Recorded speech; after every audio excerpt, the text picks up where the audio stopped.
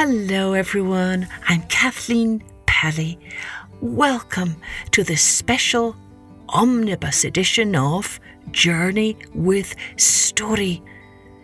And in this special Omnibus episode, you can listen to all 4 stories for this month, one after the other.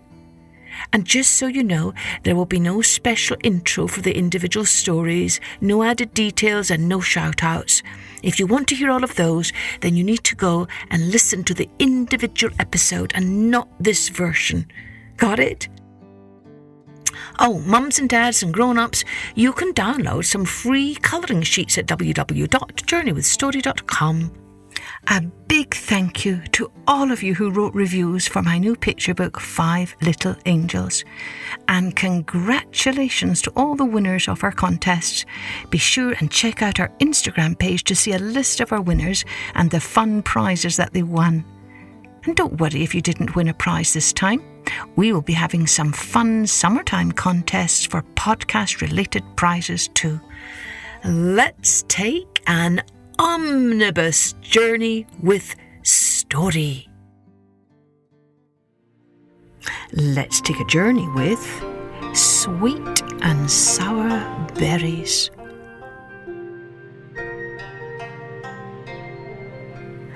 Long, long, long ago, in the land of China, in a village beside a river, in a cottage near the woods, lived a little boy called Sai Shun and his mother. Now, even though Sai Shun was just a child, he had to work hard every day to help his mother. Every morning he fed the chickens, cut firewood, fetched water from the well, and lit the stove to make breakfast. And for the rest of the day, he toiled in the fields alongside his mother. Now, the year that Sai Shun turned 8 years old, a drought fell on the land. No rain fell. The soil grew parched and cracked. There was no food.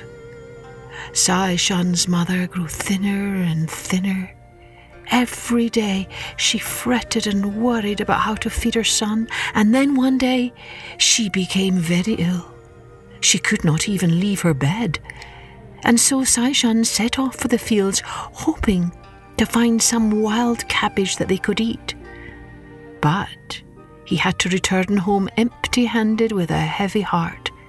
He had nothing to feed his poor mother. But as he entered the courtyard, he sensed something was wrong. All the chickens were gone. The door of the cottage was wide open, and inside, the tables and chairs were all overturned. Clothes, pots and pans and broken plates were scattered everywhere. Sai Shun hurried into his mother's room and found her lying on the floor. "What happened, Mama?" "Some highwaymen ransacked our cottage," panted his mother, trying to catch her breath. "I tried to stop them, but one of them struck me down." Poor Mrs. Sai sobbed as Sai Shun helped her to climb into bed again. Then he went into the kitchen and checked the rice jar. Not a single grain was left. Sai Shun felt the horrible pang of hunger in his belly, and his heart ached too, because he knew his poor sick mother was just as hungry as he was. He had to find them something to eat. Perhaps, if he went further into the woods, he would be able to find some wild berries. "Wait here, Mama," he said. "I will go into the woods and maybe I can find some berries that I will bring home for you to eat." Sai Shun grabbed a basket from the kitchen and set off into the woods. He walked and walked and walked, but he found no berries. He walked and walked and walked even further, and finally he saw some wild berries on a tree. They were plump and ripe and shiny. He plucked one and put it in his mouth. It was sweet and juicy and delicious. He ate another and another and another. Then he stopped. "Mama is still hungry. I must pick some berries for her." As he picked, he made up a little song. One for Mama, one for me. One for Mama, one for me. Soon his basket was brimming with fat, juicy berries.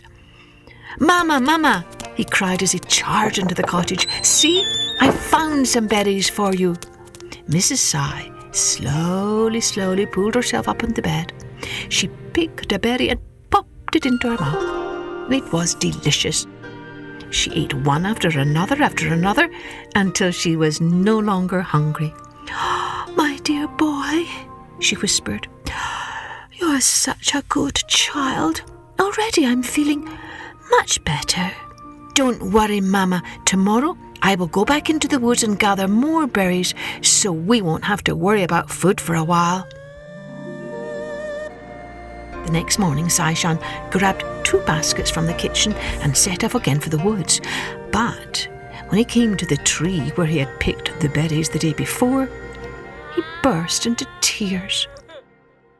There were hardly enough berries left on it to fill 1 basket. But then he caught sight of another tree nearby that had some berries growing on it. They were a bright red colour. He plucked one and ate it. Ugh! It was sour. "Oh, what shall I do?" he wondered. "There are not enough sweet berries for us both." Then he had an idea. "I will put all the dark berries in a basket for Mama, and the red ones I will put in a basket for me." And as he did so, he sang another little song.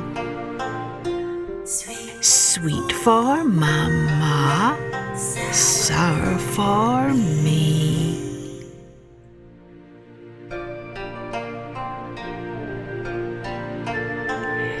Sweet for Mama, sour for me.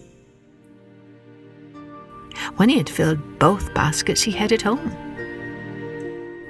Sweet for Mama, sour for me, he sang as he walked along. But suddenly he heard a loud cry. A man dressed all in black and wearing a black mask leaped out from the bushes. He was a highwayman. "You have to pay me for using my road," he shouted. Sai-Shan began to cry. "But I don't have any money. Please don't hurt me," he begged as he tried to hide the 2 baskets behind his back. The highwayman stamped his foot in anger. "You're lying," he growled. "What are you hiding behind your back?" Just 2 baskets of berries," stammered Sai-Shan. "Give them to me," ordered the highwayman. Sai-Shan laid them down on the ground at his feet. The highwayman picked up a red berry and put it in his mouth. "Ah, it is so sour. How could you eat this?" he yelled. Then he picked up another berry, this time one of the dark black berries. When he tasted it, he smacked his lips and said, "Delicious." Then he ate another, and another, and another. There was no stopping him. Sai-Shan began to cry again. "You're eating all my Mama's berries. She is sick. We are hungry. We don't have any food in the house." "Stop crying," growled the highwayman. "Big boys don't cry. I don't believe a word you're saying. If you are hungry, you can't be happy. But you don't look unhappy. I heard you singing just now." "I was singing to remind myself to give all the sweet berries to my Mama," said Sai-Shan. "The sour ones are just for me." "Well, I have never heard of someone doing something like this. Why should I believe you?" "I am telling the truth," cried Sai-Shan. "I never lie. Not ever." The highwayman was silent for a moment, and then he said, "Let me hear you sing that song once more." So Sai-Shan sang again. Sweet for Mama, sour for me. Sweet for Mama, sour for me. Then a huge tear trickled down the highwayman's cheek. "But why are you crying?" asked Sai Shun.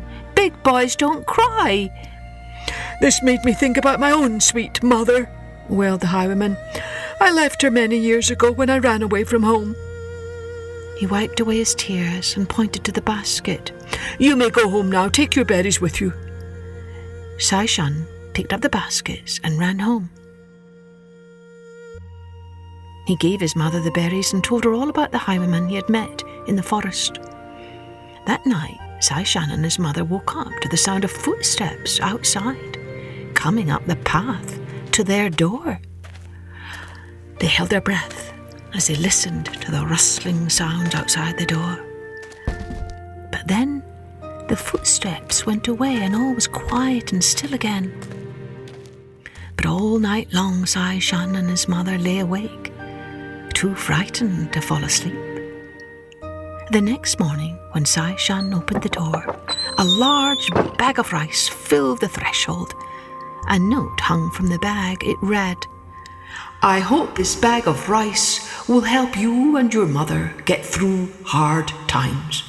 Your friend from the woods." From that day on, no highwayman ever came to that village again, and Sai Shun and his mother lived together in great peace and contentment.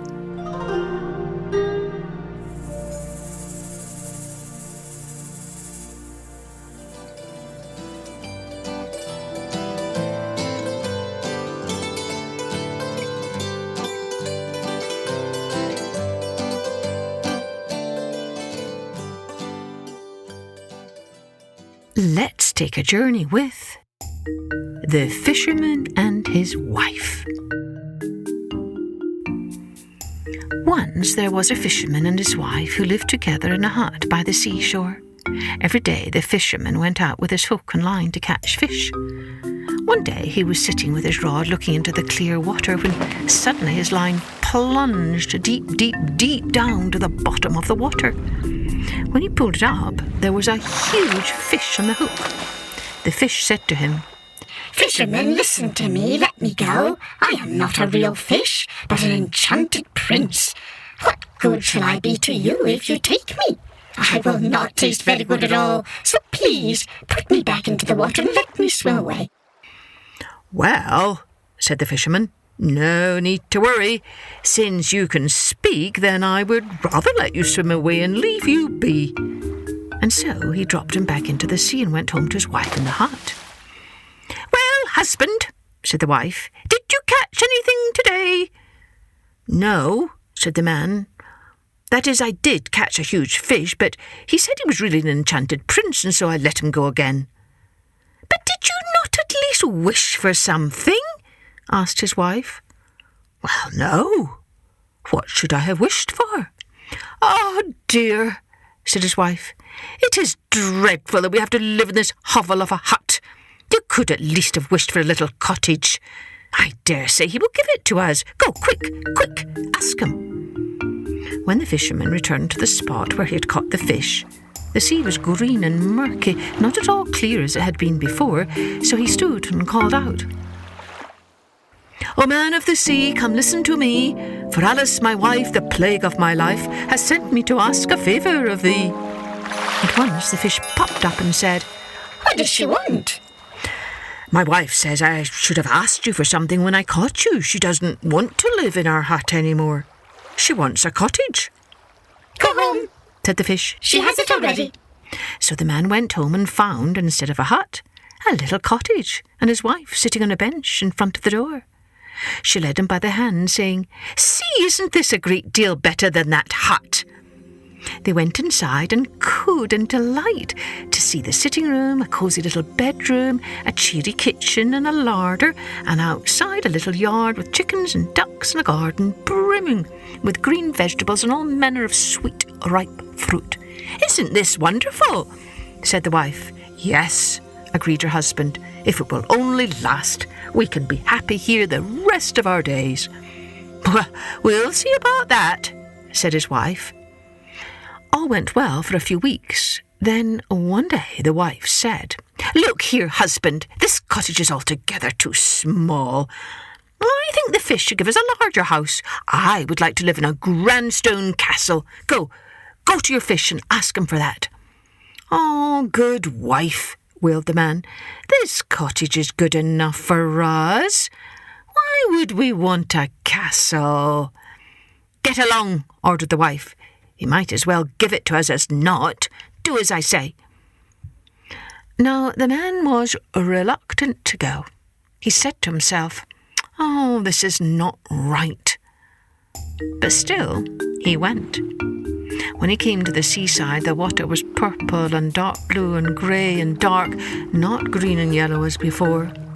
The man stood and called out, "O man of the sea, come listen to me, for Alice, my wife, the plague of my life, has sent me to ask a favour of thee." "Now then, what does she want?" asked the fish, popping his head out of the water. "Oh," said the man, startled, She wants to live in a large stone castle." "Go home. She's already standing in front of the door," said the fish. When the man arrived home, there, in place of his cottage, was a great stone castle, with his wife standing outside on the steps. She took him by his hand and led him inside. They stared in wonder at the marble floors, the passages decked with tapestries and rooms filled with golden chairs and tables. Crystal chandeliers hung from the ceilings. The tables were laden with all kinds of delicious food, and servants bowed down as they passed them by. At the back of the house was a stable for horses and cattle, and carriages fit for a king. Besides, there was a splendid garden with sweet-smelling flowers and rows of trees laden with the finest fruit. And as far as the eye could see was a huge park with deer, oxen, sheep, and everything the heart could wish for. "There," said the wife, "is this not beautiful?" "Yes," said the man, "if it will only last. We can be happy here for the rest of our days." "We will see about that," said his wife. The next morning the wife awakened at dawn, looked out of her window and saw the beautiful country lying all around. "Husband," she called, "look out the window. Just think if we could be king over all this country. Go to your fish and tell him we should like to be king." "Now, wife, why should we want to be kings? I don't want to be king." "Well," said the wife, "if you don't want to be king, I will be. Go at once to the fish. Tell him that I must be king." Again the man was reluctant to go, and yet he went all the same. And when he came to the sea, it was quite dark grey, and the water heaved and billowed. And then he went and he stood by it, and he called, "O man of the sea, come listen to me, for Alice, my wife, the plague of my life, has sent me to ask a favour of thee." "Well, what does she want now?" said the fish. "Alas," said the man, "she wants to be king." "Go to her. She is king already." So the man went, and when he arrived home, he found the castle had become a palace with a great tower and magnificent ornaments, and the sentinel was standing before the door, and there were numbers of soldiers with kettle drums and trumpets. And when he went inside, everything was of real marble and gold, with velvet covers and great golden tassels. Then the doors of the hall were opened, and there was the court in all its splendour, and his wife was sitting on a high throne of gold and diamonds, with a great crown of gold on her head, and a sceptre of pure gold and jewels in her hand. And on both sides of her stood her maids in waiting in a row, each of them always one head shorter than the last. Then the man went and stood before her and said, "Ah, wife, and now you are king."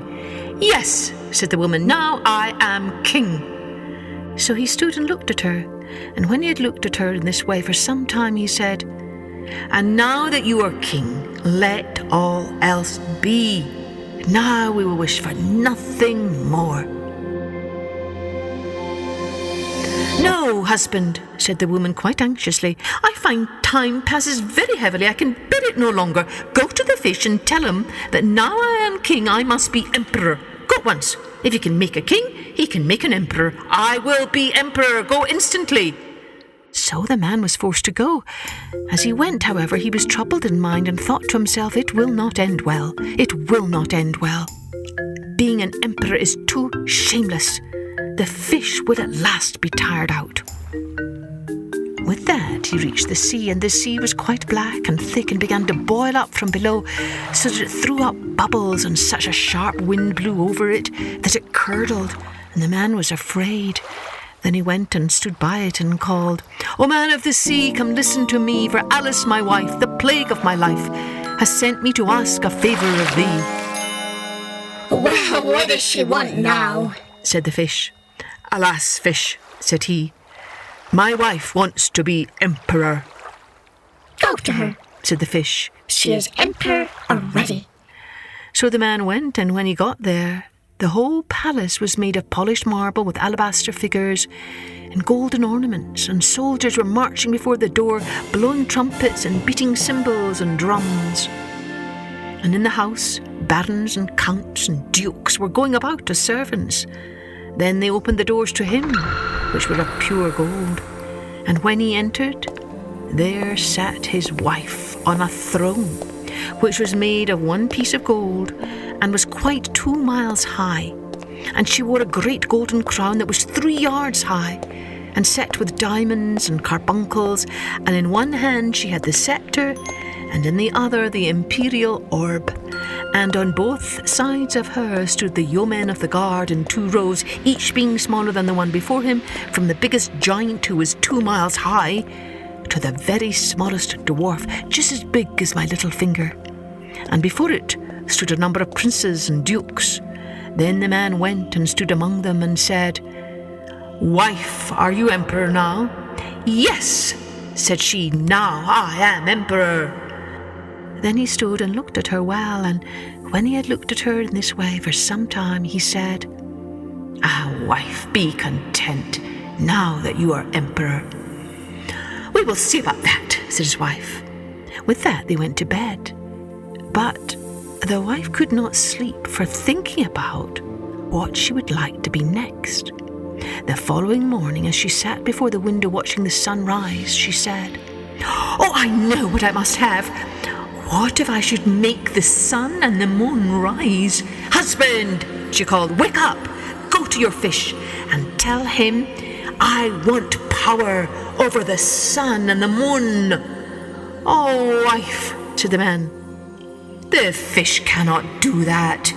Be contented, I beg you." "Husband," said she, "what nonsense!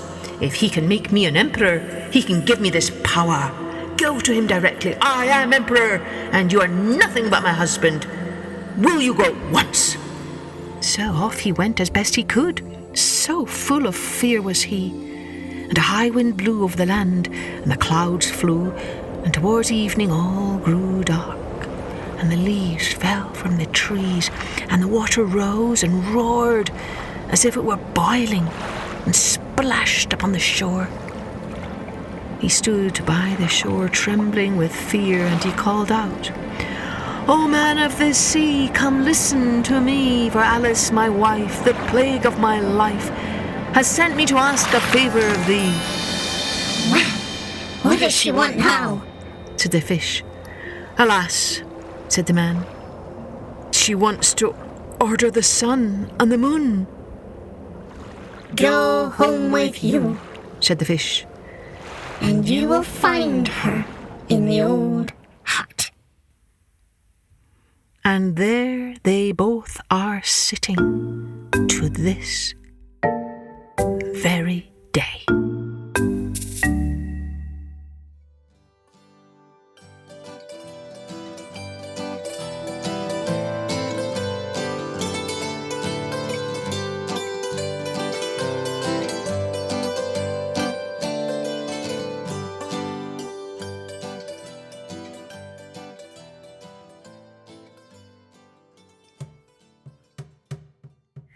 Let's take a journey with the magic drum.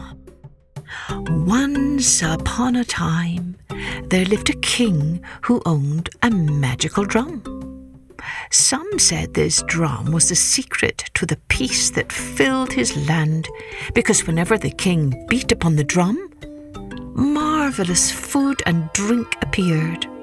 And so, whenever anyone declared war upon the king's land, he called his enemies to visit the palace. He sat before them and beat upon the drum. At once a feast of fine food appeared on the table, and the guests gasped with amazement. After they had shared the king's feast, the enemies felt full and contented, and forgot all about the reason they wanted to fight with this king in the first place. But there was one catch to this. The owner of the drum could never step upon a fallen branch, for if he did, the juju, that is the magic of the drum, would disappear, and in its place the owner would reap nothing but trouble. As the years passed, the king became a wealthy man. His palace stood upon the shores of the sea, and there he lived a happy life. Often he invited everyone in the land to attend a feast, for he was as generous as he was wealthy. He included all the animals in these joyful parties too, for in those days the people and the animals lived in peace. Elephants, leopards, antelopes, zebras, giraffes, and baboons all loved their king, and everyone spoke well of him.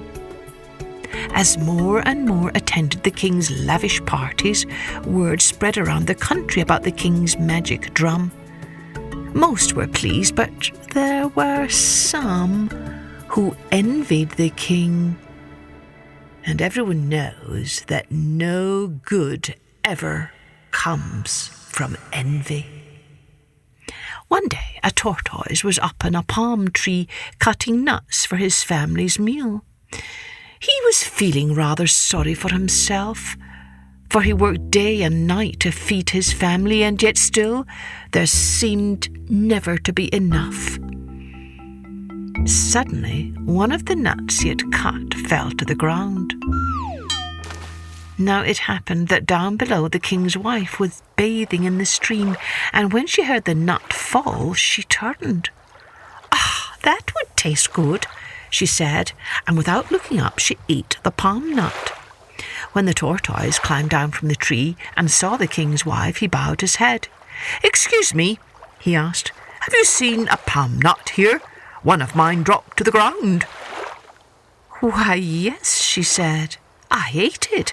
I did not know that it belonged to you." Now, the tortoise had long envied the king's drum, and this gave him an idea. "Dear lady," he said, "I climbed that tree to get food for my family. We're awfully poor and I work hard, but now you've stolen our food. I'm afraid I must report you to the king as a thief." Now, theft was a serious crime, one of the worst. The king's wife quickly explained that she was married to the king, and if the tortoise wished to make a complaint, she would take him to the palace.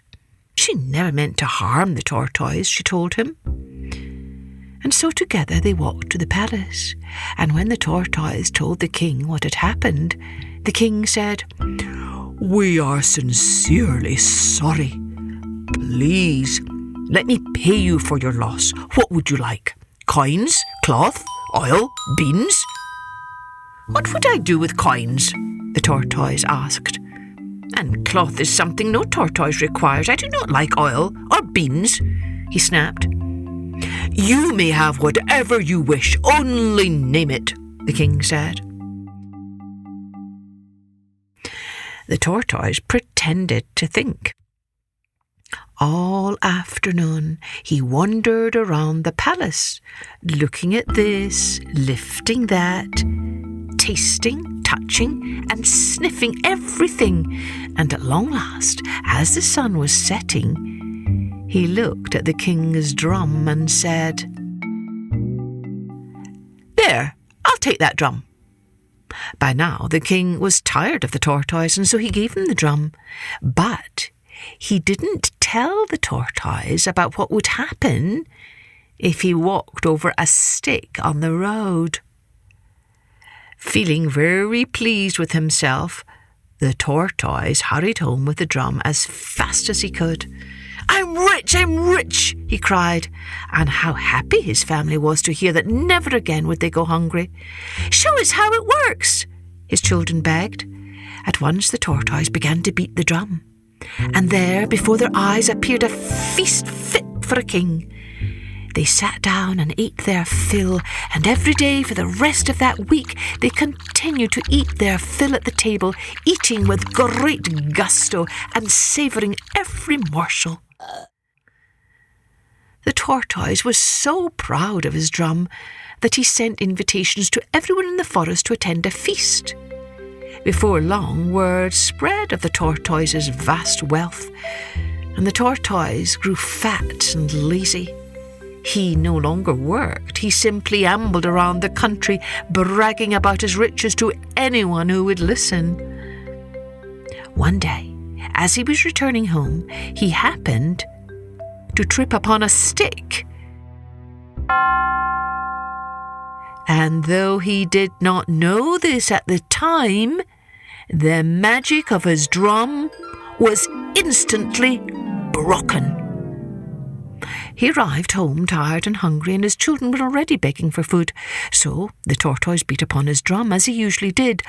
But this time, instead of a table laden with fine food appearing, a swarm of enemies appeared and began to attack the tortoise and his family. So terrified was the tortoise that he gathered his family together and fled from his house. They headed to the riverbank, where they hid beneath mud and grass and prickly palms, and there they have lived ever since, eating only fallen fruits and snails and slugs and millipedes and grass. As for the magic drum, it was never seen again. No one knows what happened to it. But there are some who say the king himself crept back one night and took it to his palace, where it is kept in a special room as a reminder for all to beware of envious thoughts that reap no good.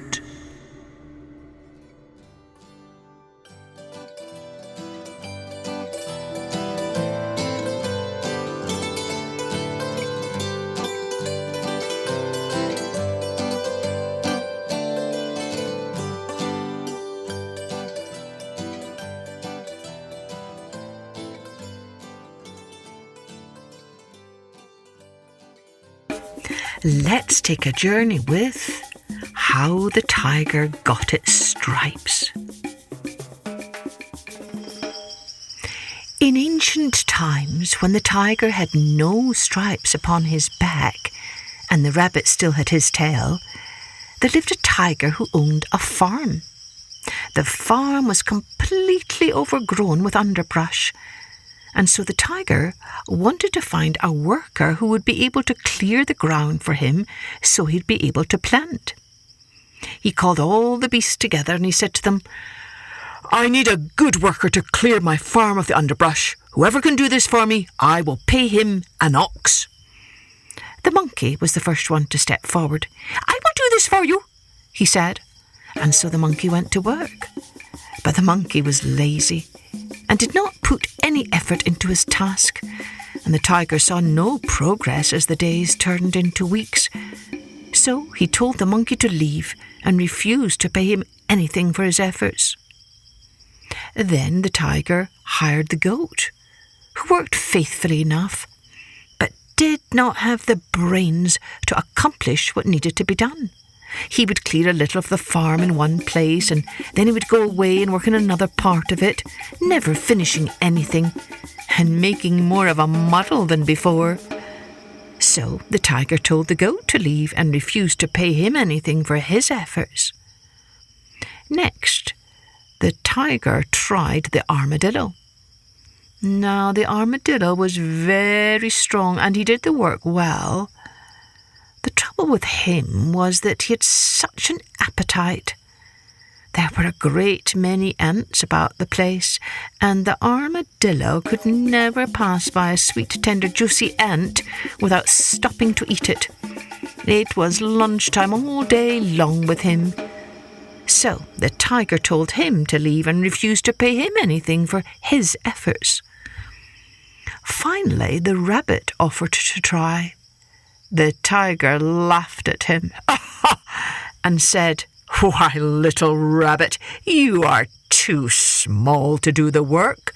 The monkey, the goat, and the armadillo have all failed to give satisfaction. Of course, a little beast like you will fail too." However, there were no other beasts that were willing to help, and so the tiger agreed to give the rabbit a chance. As it turned out, the rabbit was a hard worker. It did not take him long to clear a large portion of the ground, and the next day he set to work again and made great progress. The tiger was very happy and relieved to see how well the rabbit was working, and so much trust did he now have in the rabbit that he decided to set off on a little hunting trip for himself.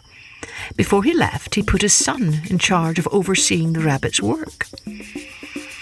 Soon after his departure, the rabbit asked the tiger's son, "The ox which your father is going to give me is marked with a white spot on his left ear and another on his right side, isn't he?"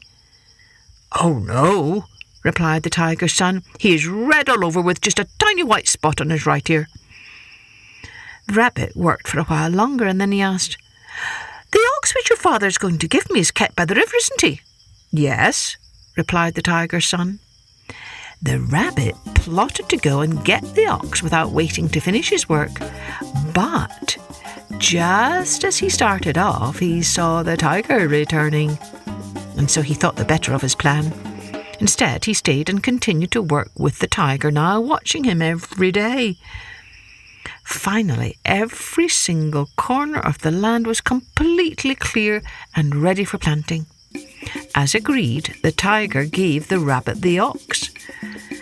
But he warned him, "You must kill this ox in a place where there are neither flies nor mosquitoes." "Very well," agreed the rabbit, and off he went. But after a short distance, the rabbit grew impatient and could not wait any longer. He decided he would kill the ox right there in the road, and just then he heard a cock crowing in the distance and realised there must be a farmyard nearby. That meant there would be swarms of flies, and so he walked on a little further. Once more he stopped and got ready to kill the ox, but he noticed the ground looked moist and damp, and so did the leaves on the bushes. That meant mosquitoes lived there, and so once more he changed his mind and instead walked on a little further. When he came to a place where a strong breeze blew, he stopped and said to himself, "There are no mosquitoes here, nor any flies. It will be safe to kill the ox here, surely." Just as he was ready to eat the ox, along came the tiger. "Oh, rabbit, you have been such a good friend of mine, and now I am so very, very hungry that all my ribs show, as you yourself can see. Will you not be a good, kind rabbit and give me a piece of your ox?" The rabbit gave the tiger a piece of the ox. The tiger devoured it in the twinkling of an eye. Then he leaned back and said, "Is that all you're going to give me to eat?" The tiger looked so big and so savage that the rabbit did not dare refuse to give him any more of the ox. The tiger ate and ate and ate until he had devoured that entire ox. The rabbit had been able to get only a tiny morsel of it. He was furious at the tiger and plotted to give him a taste of his own medicine as soon as he could. One day, not long after, the rabbit went to a place not far from the tiger's house and began cutting down big staves of wood. The tiger soon happened along and asked him what he was doing. "I'm getting ready to build a big wall around myself," replied the rabbit. "A big fence. Haven't you heard the orders?" "What orders?" asked the tiger. "I don't know what you mean." "Oh, that is very strange," said the rabbit. "The order has gone forth that every single animal must build a big fence around himself for protection. We're all doing it." The tiger became very much alarmed. Oh dear, what shall I do?" he cried. "I don't know how to build a fence.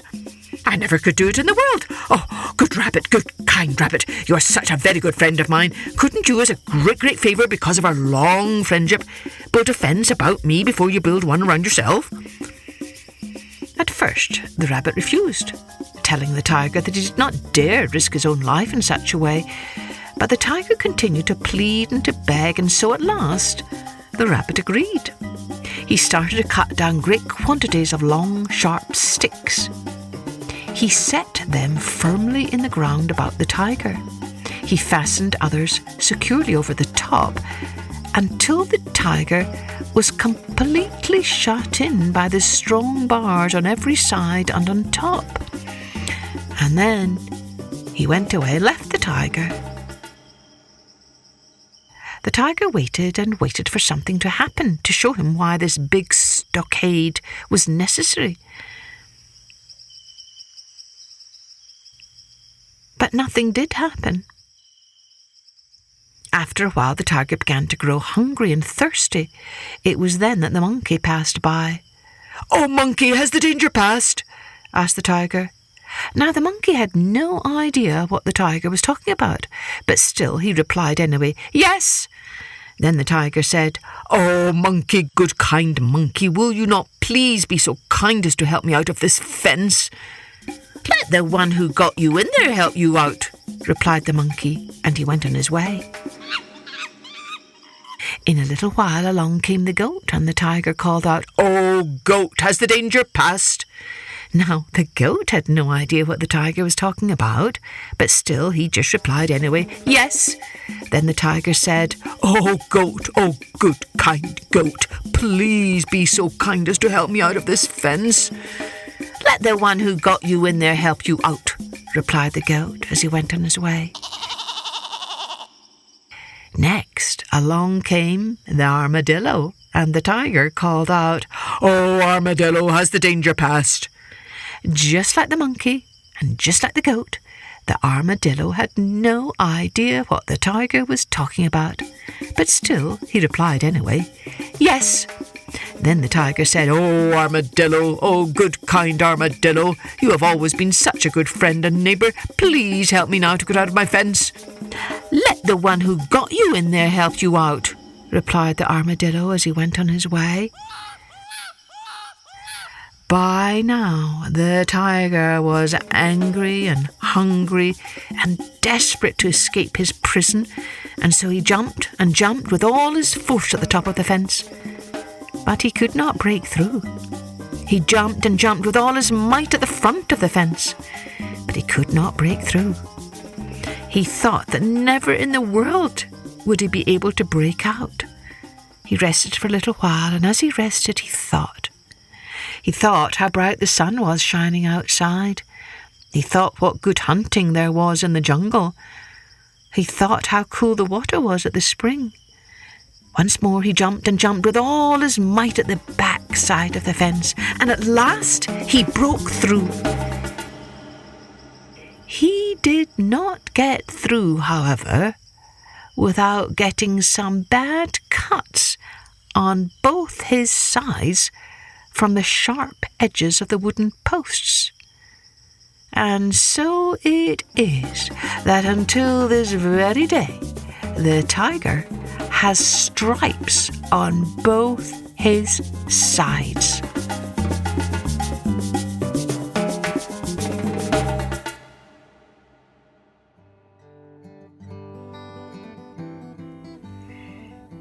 I hope you enjoyed that special Omnibus edition of Journey with Story.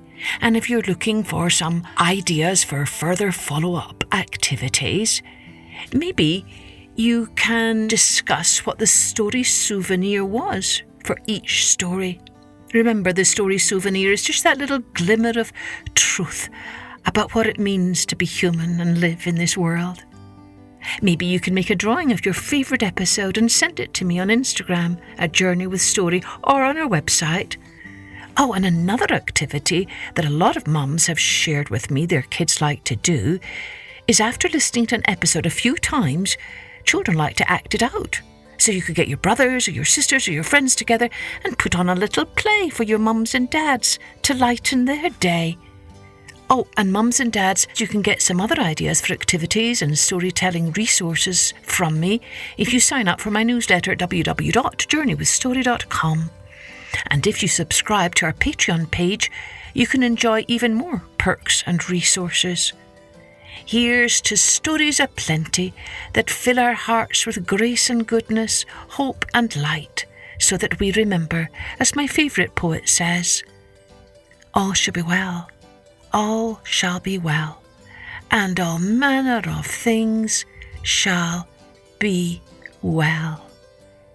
Be well, my friends, be well, and join me next time for Journey with Story.